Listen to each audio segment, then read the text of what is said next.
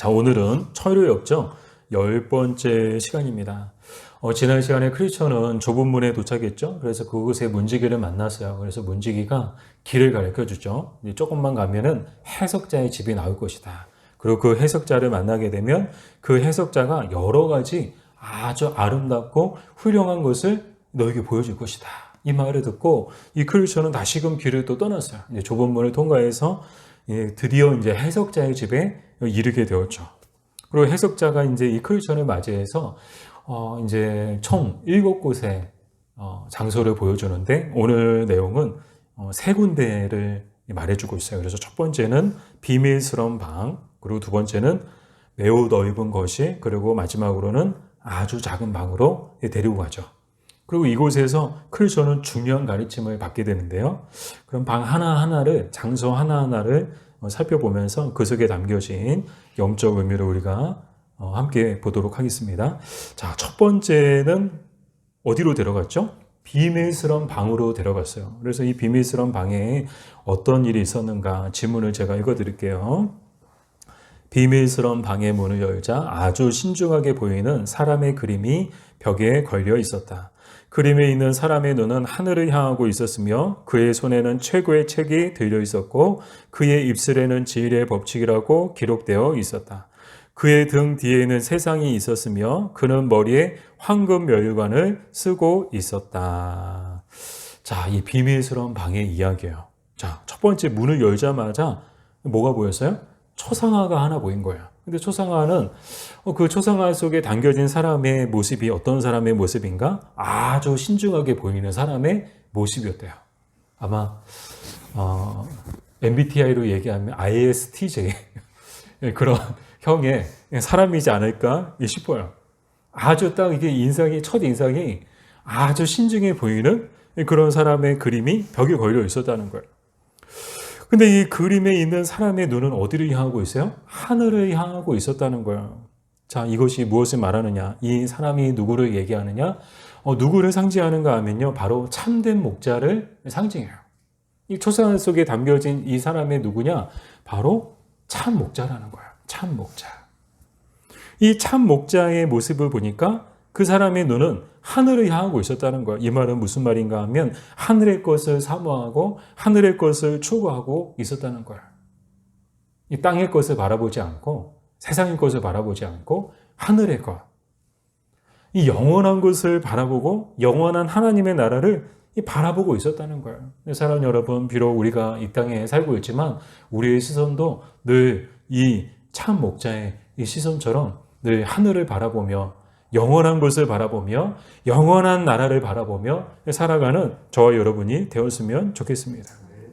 자, 이렇게 눈은 하늘을 향하고 있었고 그 손에는 뭐가 있었어요? 최고의 책. 여러분, 최고의 책이 뭘까요? 바로 성경인 줄 믿습니다. 성경은요, 동서고금을 막론하고 최고의 책이에요. 왜 그럴까요? 왜 성경이 최고의 책일까요? 그 이유는요, 바로 진리의 말씀이 이 안에 기록되어져 있기 때문이에요. 생명의 말씀이 이 안에 기록되어져 있기 때문이죠. 능력의 말씀이 이 안에 기록되어져 있기 때문이죠. 더 나아가 이 책이 가장 최고의 책인 이유는요, 바로 구원에 이르는 길이 이 책에 기록되어져 있기 때문이에요. 그러니까 이 책만 봐도 우리는 구원에 이를 수 있다는 거야. 영원한 하나님의 나라에 뭐 들어가고 싶다고, 천국 가고 싶다고 다 들어갈 수 있는 것이 아니고 오직 이 진리를 깨닫고 진리를 믿는 사람들만이 영원한 하나님의 나라에 들어가게 되는 줄 믿습니다. 자, 이 그의 손에는 최고의 책이 들려 있었고 그의 입술에는 뭐라고 기록되어 있었다고요? 진리의 법칙이라고 기록되어 있었다. 이 말은 무슨 말인가 하면 참된 목자는요, 뭐 거짓을 이야기하지 않는다는 거야. 늘 진리만을, 늘 진실만을. 다른 이야기하지 않고 세상에 이야기하지 않고 뭐 세상의 뭐 이슈, 세상의 정치, 뭐 사회 그런 이야기하지 않고 오직 하나님의 말씀이 이 성경에 기록되어진 이 진리만을 말하는 사람이 누구였다고요? 바로 참 목자였다는 거예요. 자, 그리고 그의 등 뒤에는 무엇이 있었으며 세상이 있었다는 거야. 자, 이것이 갖고 있는 의미는 무엇인가 하면요, 바로 세상 영광을 뒤로하고 오직 하늘의 영광만을 바라보고 있었다는 것을 뜻해요. 사랑하는 여러분, 우리도 이 참 목자처럼 세상을 등에 두고 늘 우리의 시선과 우리의 마음은 늘 하늘 영광 바라보며 살아가는 우리가 되었으면 좋겠습니다. 또 마지막으로 그는 머리에 무엇을 쓰고 있었다고요? 황금 멸류관을 쓰고 있었대요. 와, 이 황금 멸류관은 어떻게 생겼을까요? 아마 진짜 황금으로 되어 있을 것 같아요. 진짜 황금으로. 아름다운 멸류관을 쓰고 있는데 이것이 갖고 있는 영적 의미는 무엇인가 하면요, 주님께서 주의 종들에게 주시는 상의 이야기예요. 정말 참된 목자들. 그래서 정말 이 땅에서 세상 바라보지 않고 땅의 것 바라보지 않고 늘 하늘을 향하여 하늘을 바라보고 손에 늘 다른 것, 뭐 핸드폰, 뭐 리모컨, 뭐 자동차 키 그런 거 들고 있고 뭐 돈 들고 있지 않고 늘 그의 손에 최고의 책이 들어 있고 그의 입술에는 거짓을 이야기하지 않고 진리의 말씀만을 이야기하고 세상의 영광을 뒤로하고 하늘 영광 바라보며 살아가는 사람들에게 주시는 게 뭐라고요? 황금 멸류관이라는 거예요. 사랑하는 여러분, 저와 여러분도 정말 이 땅 가운데서 이 참된 목자처럼 살아감을 통하여서 정말 주님 앞에 갔을 때 모두가 다 황금 멸류관을 쓰게 되는 저와 여러분이 되었으면 좋겠습니다. 자, 그러면 이 해석자가 이 크리스천을 가장 먼저 이 비밀스러운 밤, 그것도 초상화를 보여준 이유는 무엇인가? 그 이유는요, 바로 마태복음 7장 15절 때문이에요. 우리 마태복음 7장 15절을 같이 읽어볼게요. 거짓 선자들을 삼가라. 양의 옷을 입고 너희에게 나오나 속에는 노략질하는 일이라. 아멘. 자, 이 해석자가 크리스천에게 초상화를 보여준 이유가 있는데요. 그 이유는요, 참된 목자와 거짓 목자를 잘 분별하라고 이 초상화를 보여준 거예요. 거짓 목자를 보여주셨나요? 아니요. 참된 목자를 보여준 거예요. 그래서 이분이 참된 목자다. 아, 이분이 정말 참된 목자다. 이거를 먼저 보여준 거예요. 그래서 참된 목자를 통해서 거짓 목자를 분별할 수 있더라. 저는 이제 오늘 말씀을 준비하는데, 예전에 어떤 신문에서 봤던 것 같아요. 이렇게 짝퉁, 가품, 건별하는 그런 분들이 계시대요. 그래서 뭐 진품인지, 뭐 가품인지를 이제 다 이렇게 구별하시고 뭐 하는 분들이, 감정하는 분들이 있는데, 그분들이 어떻게 이제 가품인지 정품인지, 뭐 가짜인지 진짜인지를 그렇게 분별해낼 수 있는가? 그분들은 어떻게 훈련을 받나 살펴봤더니요, 밥만 먹고 늘 정품만 본다는 거야. 가품을 보지 않는데요. 이게 가품을 막 모아놓고, 이게 가품이구나, 이게 짝퉁이구나, 이게 가짜구나. 가짜만 열심히 보는 게 아니고요, 하루 종일 정품만 본다는 거예요. 막 꼼꼼하게 하루 종일 정품만 보고, 이게 정품이구나. 가짜는 거두도 보지도 않고 정품만, 진짜만 계속해서 본다는 거예요. 그러고 나면 나중에는요, 가짜 보면요 딱 보인대요. 이거 가짜인데? 진짜만 보니까 가짜가 너무나도 쉽게 분별이 되는 거예요. 이 영적인 원리도 마찬가지입니다. 사랑하는 여러분, 정말 참된 목자와 거짓 목자를 우리는 어떻게 분별할 수 있는가? 참된 목자를 바라보면 거짓 목자가 누군지를 우리는 분별할 수 있는 거예요. 근데 세상에 보면 참 이분이 참된 목자인지, 이 사람이 정말 참된 목자인지 거짓 목자인지 분별이 잘 안 되는 분들이 계신 것 같아요. 아마 저도 여러분들이 생각할 때 모르겠어요. 여러분들도 아마 저에 대해서 그렇게 생각하실지도 모르겠어요. 이건 뭐 장명환 목사는 참된 목자인가 아니면 거짓 목자인가? 아마 혹시 이제 저분은 정말 진짜 목사인가 아니면 가짜 목사인가? 아마 그럴 분은 안 계실 거라고 생각하는데, 그래도 이제 아마 세상 사람들은 아마 목사를 바라볼 때, 저 목사가 진짜 목사인가 가짜 목사인가? 저 목자가 참된 목자인가 아니면 가짜 목자인가? 아마 의심하고, 아마 의구심을 가지고 아마 지켜볼 수도 있겠죠. 근데 오늘 말씀을 통해서 이 땅에 정말 유일하시고 영원하신 참된 목자는 오직 한 분이심을 깨닫게 되는데요. 바로 주님이십니다. 오직 주님만이 우리의 참 목자시고 영원하시고 유일하신 목자이신 줄 믿습니다. 우리는 다 그분의 양인 거예요. 뭐 목사라고 이렇게 이게 주님과 이렇게 동등한 위치에 있는 그런 목자냐? 아니, 저는 아니라고 생각해요. 저도 주님의 양이에요. 목사들도 주님의 양인 거예요. 우리의 목자는 오직 주님밖에 안 계세요. 주님만이 우리의 유일하시고 또 영원하신 참된 목자이신 줄 믿습니다. 다만 우리가 이 땅에서 어떤 마음을 가지고 살아야 되느냐? 목자이신 주님의 마음을 본받아서 오늘 우리도 작은 목자가 되어서, 그래서 작은 목자 교회잖아요. 큰 목자이신, 참된 목자이신 주님을 본받아서 우리도 이 목자의 마음을 가지고 이 목자의 심정을 가지고 살아가자. 정말 목자 없는 양같이 방황하고 있는 영혼들, 그 영혼들에게 정말 하나님의 말씀으로 먹이고 생명의 말씀으로 먹이고 그런 마음을 가지고 우리는 살아가야 되는데요.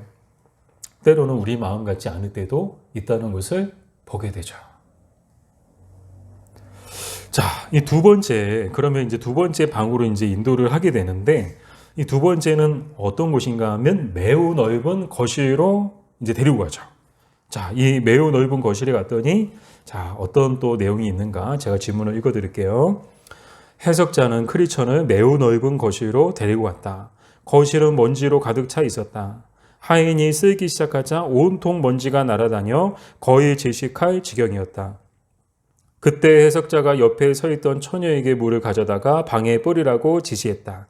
처녀가 물을 뿌린 후에 방을 쓸자 거실은 말끔히 청소되었다. 자, 이런 내용이야. 자, 이제 거실에 갔는데 거실이 어떻게 해요? 먼지로 가득 찬 거야. 뭐 청소 한 번 안 한 것 같아요. 막 먼지가 수북히 쌓여가지고요. 막 조금만 막 움직여도 막 먼지가 막 일어나는데 어떻게 됐어요? 이 해석자가 하인을 시켜서 이 먼지 좀 쓸어라. 근데 쓸기 시작하니까 더 난리가 난 거예요. 그나마 가라앉아 있었는데 먼지가 그렇잖아요. 뭐 건들지 않으면 가만히 가라앉고 막 계속 누는 것처럼 쌓이거든요. 근데 쓸기 시작해 보세요. 대번에 막 먼지가 막 날리면서 막 크리스천이 거의 질식할 지경에 이르게 된 거예요. 자, 이 먼지가 무엇을 뜻하느냐? 무엇을 뜻할까요? 바로 예레미야 17장 9절의 말씀인데요. 우리 같이 읽어볼까요? 만물보다 거짓되고 심히 부패한 것은 마음이라. 누가 능히 이를 알리오마는. 아멘. 이 먼지는 무엇을 뜻하는가 하면요. 바로 죄로 인해 부패한 인간의 마음을 뜻하는 거야. 인간의 마음은 어떻다는 거예요? 이 거실에 이 먼지가 수북히 쌓인 거실과 같다는 거야. 그래서 건들기만 하면 먼지가 막 일어나가지고 거의 질식해서 죽을 지경으로 그냥 그 안에가 뭐로 가득해요? 죄로 가득한 거야. 이것을 우리는 자연적 인간의 상태라고 말하죠. 다른 말로는 영적 자연인. 영적 자연인의 모습이 바로 이 모습인 거예요. 뭐 건들기만 했다 하면 막 그 수북히 쌓여있던 죄가 막 날아다니면서 사람을 질식해 만드는, 바로 인간의 마음이 그렇다는 거예요. 인간의 마음을 보여주고 있는 거죠. 이 겉이 아무리 뭐 멀쩡해 보이고 겉이 아무리 깔끔해 보이고 겉이 아무리 화려해 보여도 이 모든 인간의 속은요 다 이어갔다는 거예요. 먼지로 가득하다는 거예요. 죄로 인해서 부패하고 오염되어져 있다는 거예요. 이 교회도 마찬가지죠. 교회도요. 뭐 오늘날 교회에 어려움이 없고 다툼이 없다면 얼마나 좋을까요? 그러나 참 문제 없는 교회들이 없죠. 저마다 다 이제 문제들이 있는데 왜 그럴까요? 교회는 다를 줄 알았는데, 교회 다니는 사람들은 다를 줄 알았는데, 교회 다니는 사람들도 예외는 아니더라고요. 왜 그럴까요? 다 그 마음이 먼지가 쌓인 거실과 같기 때문인 거예요. 다 죄인들이 모여있는 곳이다 보니까, 뭐 교회도 죄인들이 모여있는 곳이다 보니까 늘 그 안에 죄가 있는 거예요. 늘 죄의 문제가 막 드러나고요. 그 죄로 인해서 막 어려움을 겪기도 하고요. 그렇게 되는 것이죠. 자, 이렇게 하인이 먼지를 쓸었는데 그 먼지가 오히려 더 그냥 그 있는 사람들을 거의 질식할 정도로 만드니까 이 해석자가 이번에는 옆에 있는 처녀에게 물을 뿌리고 그리고 닦게 만들죠. 이 물을 뿌린 후에 방을 쓸게 만드는데 어떻게 되는가? 깔끔히 청소가 되는 거야. 그러면 이 물이 갖고 있는 의미는 무엇인가? 자, 고린도전서 6장 11절 말씀이죠. 우리 같이 읽어볼게요. 너희 중에 이와 같은 자들이 있더니 주 예수 그리스도의 이름과 우리 하나님의 성령 안에서 씻음과 거룩함과 의롭다 하심을 받았느니라. 아멘. 자, 처음에 막 먼지 막 이렇게 빗자루 가지고 쓸 때는 먼지가 하나도 안 쓰이고 없어지지 않고 도리어 먼지가 더 많아졌죠. 자, 이것이 갖고 있는 영적 의미는요, 바로 율법을 이야기해요. 율법. 저 율법은요, 죄를 깨닫게 해주는 역할을 해요. 막 율법으로 막 율법의 빗자루로 쓰면요, 막 죄가 막 일어나는 거야. 이게 다 죄구나. 와, 이 가득한 게 다 죄구나. 이게 다 우리의 죄구나. 우리 마음 안에 이렇게 수많은 죄들이 있구나. 우리 마음이 이렇게 죄로 가득하구나. 율법의 역할은 거기까지인 거예요. 그게 한계죠. 율법은 죄를 깨닫게 해줄 것에서 그치지 그 죄를 없애주지는 못해요. 근데 그 죄를 없애주는 게 뭐예요? 바로 복음인 거예요. 복음. 이 물이 갖고 있는 의미는 바로 그리스도의 보혈을 이야기해요. 즉 복음만이 이 먼지들을, 이 죄들을 물리치고 그 죄의 지배 아래서 우리를 해방시켜 줄 수 있는 능력이 있다는 것을 말해주고 있죠. 사랑하는 여러분, 우리는 모두 물 청소를 받은 자들인 줄 믿습니다. 복음이 우리 안에 임했고요. 그 복음의 그 빗자루로 그리스도의 보혈을 뿌리시고 우리에게 그 그리스도의 보혈이 막 기름 부어짐, 뿌려진 바 되고 또 기름 부어짐을 통해서 우리 안에 있던 죄의 먼지들이 정말 말끔히 또 온전히 우리는 씻음을 받은 사람들인 줄 믿습니다. 근데 중요한 것은 뭐예요? 뭐 이렇게 한번 씻음 받았다고 다 끝난 게 아닌 거예요. 물론 그것이 우리의 구원을 흔들지는 못하지만 그럼에도 불구하고 우리는 여전히 죄의 쓴뿌리와 죄의 본성을 가지고 있기 때문에 우리는 또 죄짓고 또 범죄하고 그래서 어떻게 해요? 뭐 집도 그렇잖아요. 청소 안 하면 한번 청소했다고 끝나는 게 아니잖아요. 계속 청소해야 되잖아요. 청소 안 하면요. 뭐가 쌓여요? 뭐가 쌓일까요? 먼지가 쌓이는 거예요. 먼지가. 죄의 먼지들이 쌓이는 것처럼 우리의 마음도 그래요. 우리의 인생도 그래요. 가만히 놔두면요. 계속해서 죄의 먼지들이 쌓이는 거예요. 그래서 우리는 계속해서 그리스도의 보혈 그리고 정말 그 말씀과 기도와 성령의 그 도우심을 통하여서 우리는 우리 안에 있는 모든 죄의 먼지들을 계속해서 그 십자가 앞에 내려놓고 또 그렇게 함을 통해서 씻김을 받아야 하는 줄 믿습니다. 그래서 어려운 게 뭐예요? 깨끗해졌으면 그 깨끗해진 마음을 가지고 그 깨끗함을 계속 유지하며 살아가는 게 어려운 거예요. 자, 마지막으로 해석자는 아주 작은 방으로 크리스천을 안내하죠. 이 아주 작은 방에서는 또 어떤 일이 있게 되는가? 제가 질문을 읽어드릴게요. 방 안에는 두 어린아이가 있었는데 이름은 정욕과 인내였다. 정욕은 불만이 가득 차 보였으나 인내는 매우 조용히 있었다. 어떤 이가 보석 가방을 들고 정욕의 발 앞에 쏟아 놓았다. 정욕은 보석들을 취하고 즐거워하면서 인내를 비웃었다. 그러나 얼마 안 되어 정욕은 모든 것을 낭비하고 누더기 옷밖에 남지 않았다. 자, 이런 일이 있었네요. 이 작은 방에 갔더니 어린아이 둘이 있는 거예요. 그 어린아이 둘 이름이 뭐라고요? 하나는 정욕, 하나는 인내래요. 이름도 참 철력적 보면 정말 이렇게 정말 우리에게 아주 그냥 콕콕 심어주는 것 같아요. 때로는 우리의 양심과 또 우리의 정말 마음을 콕콕 찌르는 것 같은 그런 이름들을 갖고 있죠. 이름이 정욕이고 이름이 있는데 자, 정욕은 뭐가 가득 차 보였어요? 불만이 가득 차 보였대요. 근데 인내는 어때요? 매우 조용히 있었대요. 자, 어떤 이가 보석 가방을 들고 정욕의 발 앞에 막 쏟아 놓았어요. 자, 쏟아 놓았는데 정욕은 보석들을 취하고 즐거워했어요. 그러면서 누구를 비웃었어요? 인내를 비웃은 거예요. 야, 너는 이 보석도 없지? 아이고 불쌍한 녀석. 나만 있지? 그러나 얼마 안 되어 정욕은 모든 것을 낭비하고 뭐밖에 남지 않았다고요? 누더기 옷밖에 남지 않았다는 거예요. 자, 이 정욕은 무엇을 상징하는가 하면 인간의 본성을 뜻해요. 인간의 본성은 본래부터 이 정욕으로 가득해요. 인간은요, 정욕 덩어리예요. 바꿔 말씀을 드리면 욕심 덩어리예요. 인간에게는 욕심이 가득해요. 인간이 왜 죄를 지었나요? 욕심이 잉태한 즉 죄를 낳고 그 죄의 결과는 뭐예요? 사망을 낳게 되죠. 그래서 인간은 이 자기 욕심에 끌려서 쉽게 미혹되는데 그 결과는 어떤 결과를 초래하게 되는가? 누가복음 15장 13절을 우리 같이 읽어볼게요. 그 며칠이 안 되어 둘째 아들이 재물을 다 모아가지고 먼 나라에 가 거기서 허랑방탕하여 그 재산을 낭비하더니. 아멘. 이게 탕자의 이야기죠. 아들이 둘이 있었어요. 이 막내가 아버지에게 찾아가서 자기의 유산을 미리 달라고 하죠. 미리 유산을 받아가지고요. 아버지 집을 떠나서 넓고 화려한 세상으로 간 거예요. 도시로 간 거죠. 화려한 도시로 간 거예요. 그러나 결국에는 어떻게 되었습니까? 모두 다 탕진하고 완전히 거지 신세가 된 거예요. 하나도 남지 못한 거예요.